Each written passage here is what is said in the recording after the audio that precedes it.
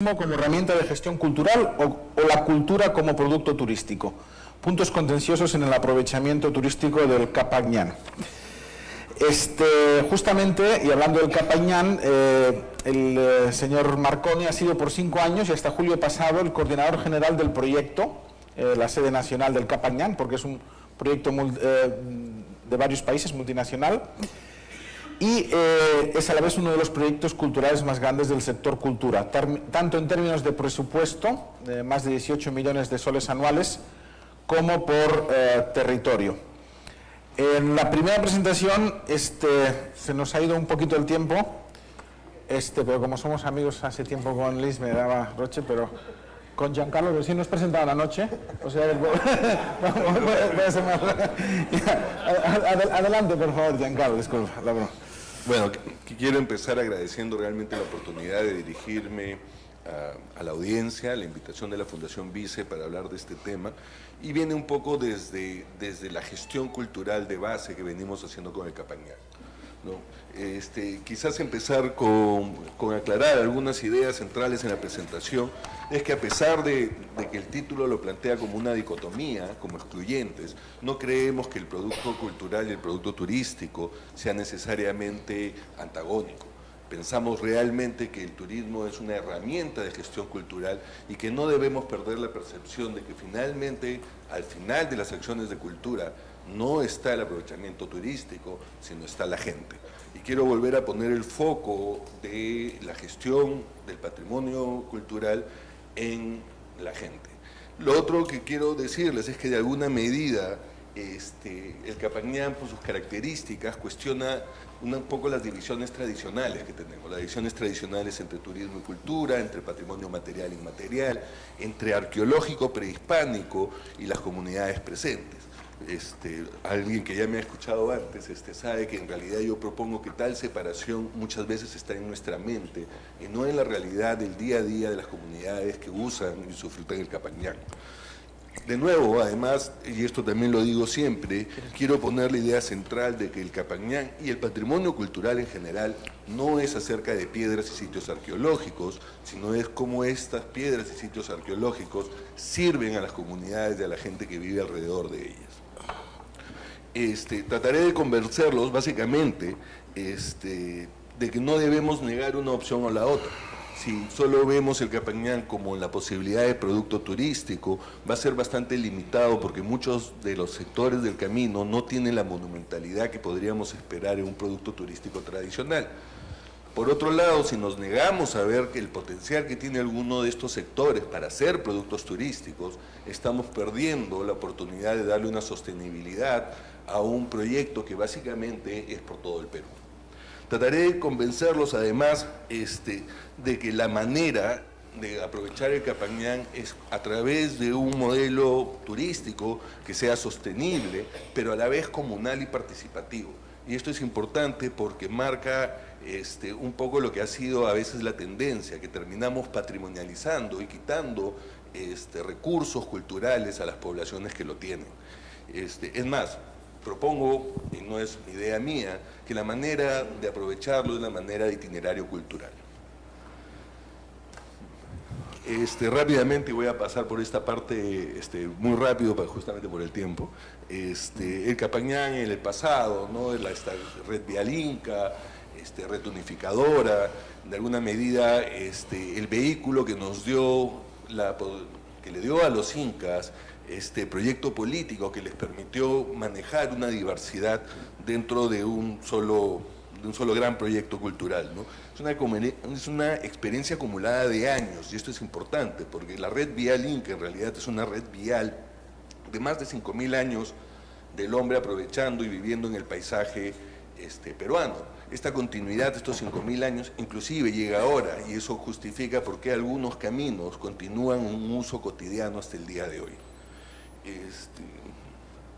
Paso rápido eso, después vamos a volver, y en realidad parto de una visión de patrimonio en la cual en realidad el patrimonio cultural no es acerca del pasado, sino es acerca del presente, es acerca del uso que hacemos del pasado en el presente.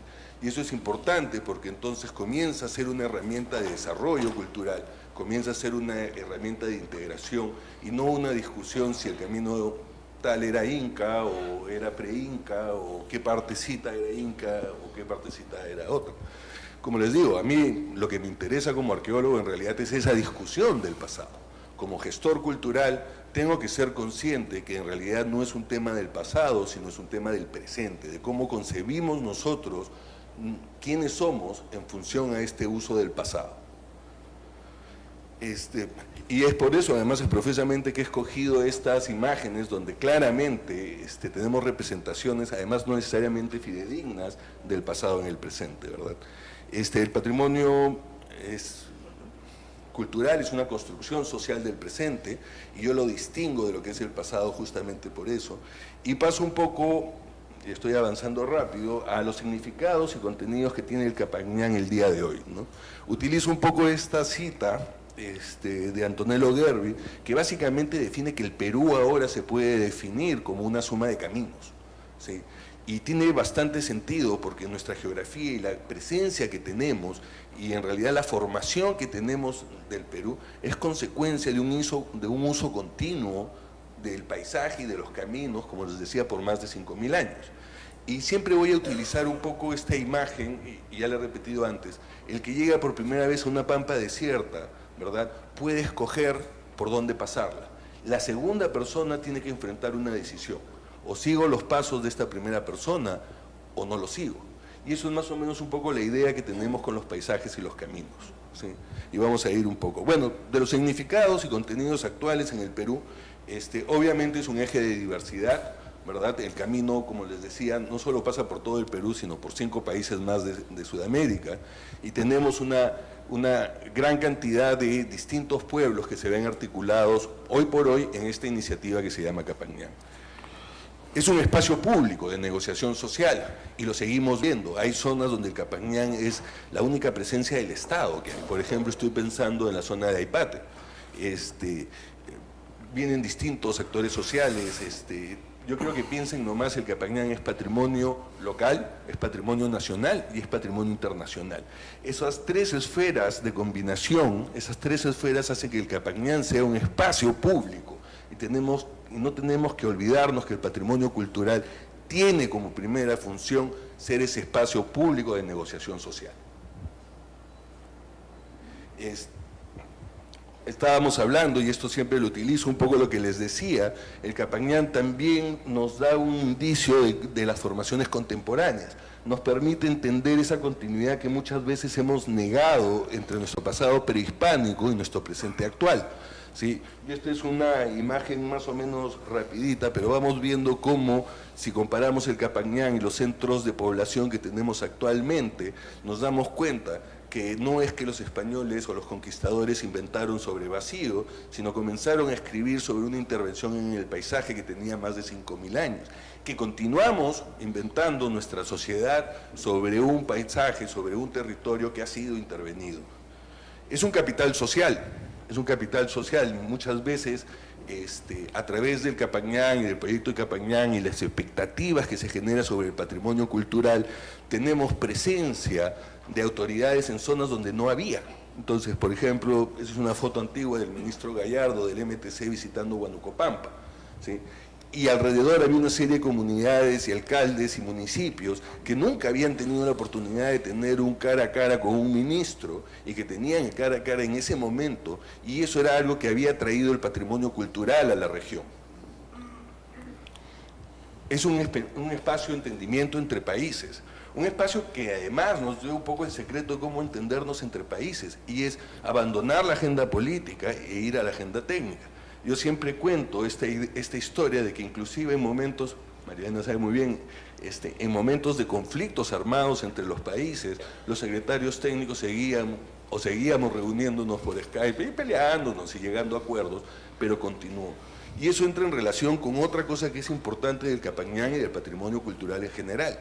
Demuestra una continuidad de políticas públicas, ¿sí? Esta es una aventura en que empieza básicamente en el 2001, y comienza a haber una política pública que llega inclusive ahorita en el 2018, donde hemos tenido básicamente una idea de presentar este expediente, de tener esta acción conjunta con los 6 países que ha sobrevivido a múltiples gobiernos y a múltiples autoridades y a múltiples secretarios técnicos del Capacñán. Lo que les decía inicialmente, borra estas líneas entre patrimonio material e inmaterial. Acá utilizo, por ejemplo, el ejemplo del puente que es Huachaca, que es declarado patrimonio mundial en 2 acepciones, como patrimonio inmaterial, pero también como parte del camino y el camino Capacñán. ¿Qué potencial tiene Capacñán como patrimonio de todos? Bueno, espacio público, capital social, ¿verdad? Fuente de ingreso, y eso es importante hablar porque es importante, turístico y comercial. ¿Qué debe ser el Capacñán? Pienso yo, eje de desarrollo, mejorar nuestra narrativa de diversidad, ¿verdad? Mejorar nuestra narrativa de continuidad histórica, volver a dar de alguna medida a los pobladores que viven alrededor de este Capacñán un espacio en la narrativa nacional que no tienen. Es una vía de intercambio económico, un camino de negociación social y sobre todo debe ser un modelo de turismo sostenible, comunal y participativo. Un poco contándoles qué es el proyecto Capacñán. Además, una de las últimas cosas que pasó en mi gestión, obtuvimos un premio Buenas Prácticas de la Gestión Pública justamente por el proceso participativo de zonificación, ¿verdad? Que es más lento, es más trabajoso, pero que genera de alguna medida la sostenibilidad de áreas protegidas en zonas rurales que pertenecen a las comunidades, sin caer en la disposición de las mismas. Bueno, visión, misión, voy a pasar un poco rápido y quiero llegar a este concepto que además no es inventado por el Capacñán, pero que de alguna medida el Capacñán ha generado que entre por fin en cómo manejamos el patrimonio cultural. Y es la idea de este uso social, esta idea de que el patrimonio cultural solo tiene sentido si es que llega y tiene al final de la operación a la gente, ¿sí? No estamos en el negocio de cuidar piedras. Estamos en el negocio de poner piedras a funcionar para la gente. Nosotros lo hemos definido como el proceso dialógico y democrático que busca proteger, conservar y promover los bienes culturales, materiales e inmateriales de manera participativa, buscando su reconstitución como elemento trascendente para el desarrollo de las comunidades. Esto es un poco a nivel nacional, y acá no está Cusco, que tiene pues un proyecto Capacñán especial y tiene una intervención especial, es un poco la presencia nacional que tiene el Capacñán. Y si ustedes ven bien el mapa, en realidad son puntitos donde estamos en una gran red. Es decir, la capacidad, pese a tener un presupuesto medianamente, ni siquiera bueno, pero digamos para cultura bastante importante, solo estamos rascándolo en algunos puntitos. ¿No? Nos falta muchísimo por hacer. Una de las cosas más saltantes del Capacñán que ya habíamos mencionado es esta idea de patrimonio mundial, ¿verdad? Y les decía que es interesante porque es esta capacidad de transgredir fronteras, de pasar de lo político y en lo técnico, conseguir una colaboración real de 6 países. Es más, ante UNESCO, y ese es un poco el reto, estos 6 países tienen que responder como uno solo, ¿sí? Es decir, si el Estado peruano malogra determinada parte del Capacñán que está declarada Patrimonio Mundial, UNESCO no le va a preguntar a Perú, le va a preguntar a los 6 países a la vez. Eso nos hace además corresponsables también de los otros países, ¿no? Y esto es importante de muchos aspectos. Ya llegando un poco más a lo que es un poco el tema de la mesa, lo que pensamos además, y yo creo que ya queda claro, es que una manera de devolver este pasado, de poner este pasado a ser relevante para la gente del presente, es el desarrollo turístico. Entonces el turismo se convierte así en una herramienta de gestión cultural, y es un poco por donde queremos o proponemos que hay que verlo, ¿verdad? ¿Por qué? Porque estas iniciativas nos van a ayudar a la reconstrucción de las capacidades locales, sirviendo como espacio de integración, participación, mejora de la calidad de vida, dándole contenido de nuevo a nuestro patrimonio cultural para la gente del día de hoy. Les decía que consideramos que es una poderosa herramienta de uso social y manejo del Capacñán, el turismo, pero tiene que ser un turismo basado desde el patrimonio. ¿Sí? Y muchas veces hablamos del turismo rural comunitario y hablamos de otras opciones, pero estas opciones terminan siendo vacías desde el punto de vista que no está basado desde el manejo patrimonial y el contenido que cultura y el patrimonio cultural debe tener. Les decía que es un modelo, o el modelo que queríamos hacer, que queremos hacer, es sostenible, bueno, obvio, comunal y participativo, dado que somos el Estado, y muchas veces somos además conscientes que probablemente tratar de mantener la operación comunal y participativa es idealísticamente muy interesante, pero hace que el proceso sea más difícil y menos directo. Pero la idea es que la intervención de cultura sobre el Capañán no termine agudizando diferencias sociales que ya existen en la sociedad o creando nuevas diferencias sociales. Como Estado tenemos que procurar que todas las comunidades, todos los miembros de la comunidad que vayan a ser intervenidos y incluidos en un modelo de aprovechamiento turístico, tengan participación y no romper un poco la comunidad de nuevo, ¿no? O tratar de conflictuarla, ¿no? Nosotros creemos que la idea, cómo hacerlo, y desde el punto de vista de cultura, no desde el punto de vista turístico, es pensar de nuevo en esta idea de territorio, de paisaje y gente, de la suma de paisaje y gente en territorio. Y yo creo que eso es al final lo que está dentro de esta más o menos nueva categoría de patrimonio cultural que se está proponiendo, que es la categoría de patrimonio cultural que se llama itinerario cultural, ¿verdad? ¿Por qué? Porque el itinerario cultural nos permite acercarnos al territorio y ver interacciones entre los componentes, nos permite apreciar el espacio geográfico, nos permite valorar el sistema cultural y nos permite hacer además los links entre pasado y presente, trayendo una oferta dinámica, una oferta mejor, una oferta que nos permite justamente hacer el enlace entre el sitio arqueológico, el camino prehispánico, pero artesanía, mercado tradicional, expresiones inmateriales. Justamente esta barrera que les decía que el Capañán nos ayuda a romper.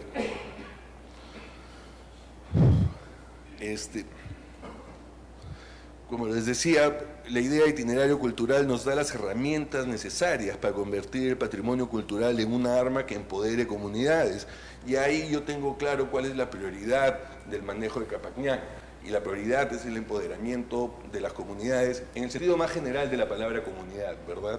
Porque hay Capañán que pasa por zonas urbanas, y me refiero a la comunidad, a los vecinos, a la gente que está alrededor, no solo a la comunidad andina en el sentido más tradicional.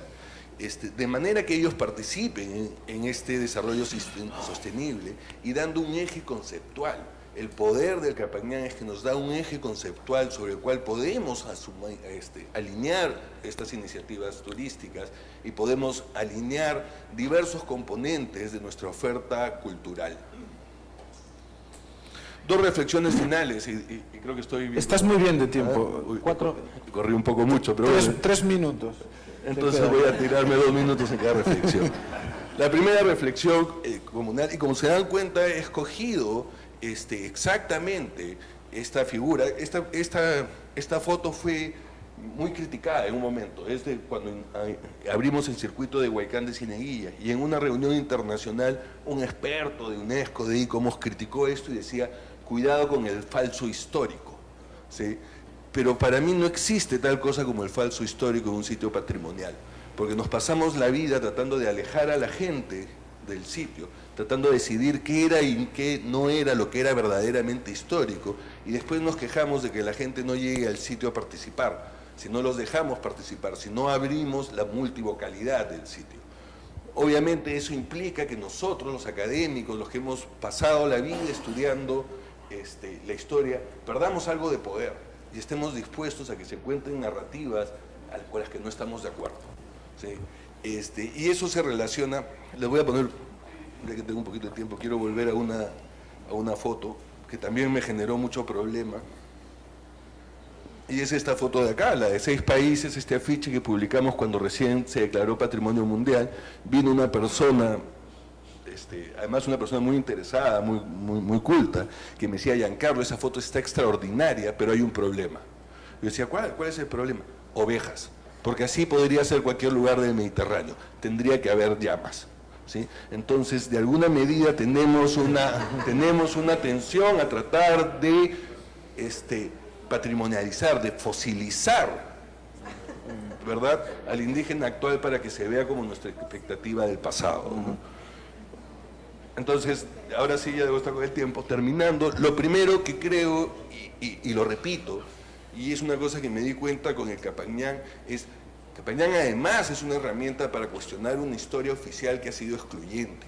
¿Sí? Hemos excluido grupos de nuestra sociedad contándonos la historia del borrón y cuenta nueva, ¿sí?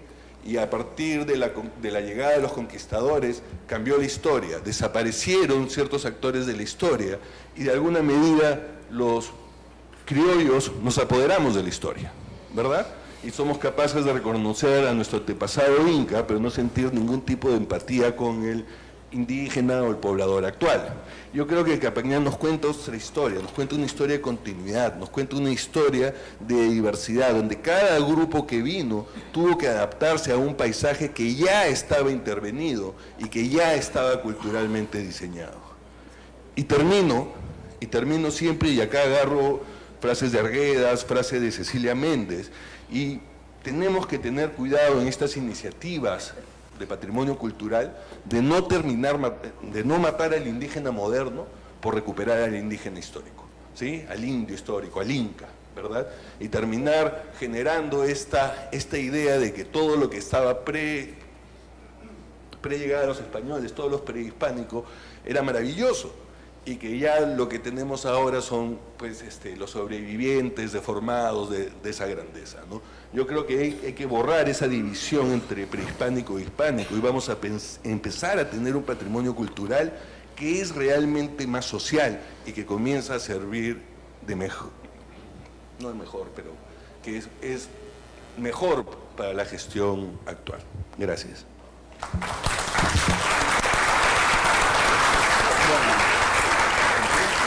Perfecto, ¿eh? Muy bien. Muy bien.